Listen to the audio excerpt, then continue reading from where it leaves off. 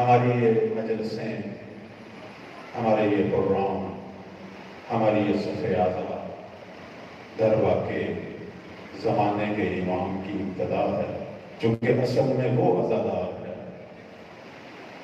اصل میں وہ عزادار ہے کہ جس کا غم کبھی ختم نہیں ہوتا۔ ہم تو چند منٹ کا غم مناتے ہیں، اپنے دنیاوی کاموں میں غرق ہو جاتے ہیں، تو اصل میں حقیقی عزادار میرا مولا ہے۔ ہم اس کے شیعہ ہیں، اس کی امت ہیں، چونکہ وہ محزون ہے، ہم بھی مزمل ہیں، تو اپنے مولا کو غصہ دینے کے لیے آئے۔ تو ہمیشہ جب بھی مجلس میں آئیں، زمانے کے امام کو غصہ دیں، مولا کو یاد کریں۔ یہ وقت ہے، یہ مجلس ادا دعاؤں کی قبولیت کا وقت ہے، بہت بڑی عبادت ہے، اور عبادتوں میں حق ہے کہ جس کے وسیلے سے ہم جی رہے ہیں اور عبادتیں کر رہے ہیں اس کو یاد کریں۔ یہ حق ہے میرے مولا۔ بعض دفعہ مجالس ہوتی ہیں، عشرے ہوتے ہیں، خمسے ہوتے ہیں، بڑی بڑی عبادات، سب کا ذکر ہوتا ہے، نہیں ہوتا تو زہرا کے تنہا لال کا کہ جو غیبت کی تاریکیوں میں دور ہے، ہم سے دور ہے۔ کہتے ہیں ایک دفعہ اربعین کے وقت، اللہ سب کو نصیب کرے اربعین کے وقت جو ہے، اسی شب اربعین، بہت توجہ چاہوں گا، شب اربعین ایک بہت بڑے عالم وہ کہتے ہیں میں اسی جگہ پہ تھا جہاں سید الشہداء کا حرم، ان کی قبر مبارک کے پاس بیٹھا عبادت کر رہا تھا۔ اللہ نے یہ توفیق دی، اللہ سب کو توفیق دی۔ ایک دم ایک حالت سی طاری ہوئی، میری آنکھیں بند ہوئیں، منظر چینج ہو گیا، مکاشفے کی حالت ہو گئی۔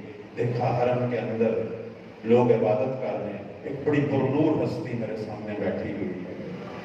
دل میں خیال آیا کہ شاید یہ زمانے کے امام ہیں۔ پوچھا مولا آپ ہی ہیں، زمانے کے امام آپ ہی ہیں؟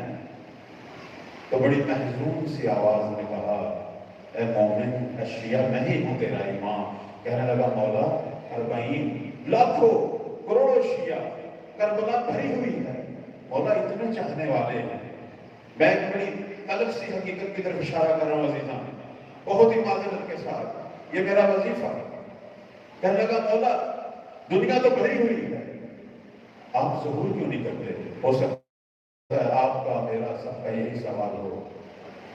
امام ایک زخمی سی مسکراہٹ لاتے ہیں، کہتے ہیں مومن یہ وہ مقام ہے جد حسین کا کہ جہاں سب کی دعائیں قبول ہوتی ہیں۔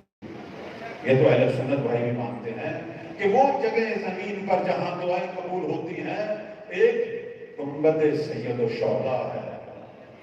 فرماتے ہیں یہ وہ مقام، لیکن دیکھ تو صحیح ہمارے شیعہ، ہمارے مومن یہاں کون سی دعائیں مانگ رہے ہیں، دیکھ تو صحیح۔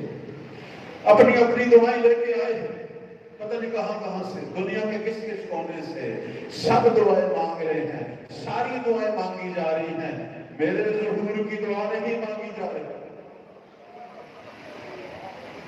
اللہ اکبر، یہ حقیقت ہے، یہ حقیقت ہے کہ وہ امام جسے ہر پل یاد کیا جائے، وہ امام جسے صبح و شام یاد کیا جائے، ہم وظیفات فراموش کر دیتے ہیں، کرتے ہیں نہیں کرتے؟ اور کبھی اگر نمازوں میں دعا بھی مانگتے ہیں، مجھے سچے دل سے بتاؤ مہدی کی دعا پہلے مانگتے ہیں یا سب سے آخر میں مانگتے ہیں؟ سب سے آخر میں۔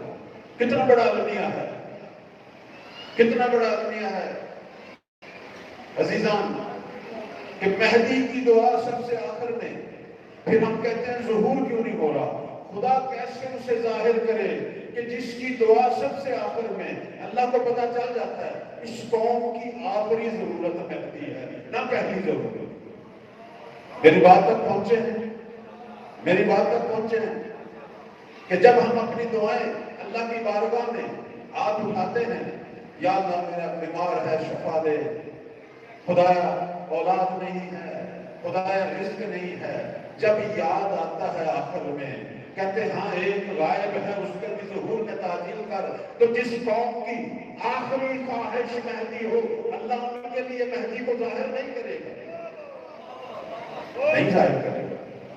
اللہ اس قوم کے لیے ظاہر کرے گا کہ جن کی پہلی تمنا ظہور مہدی ہو.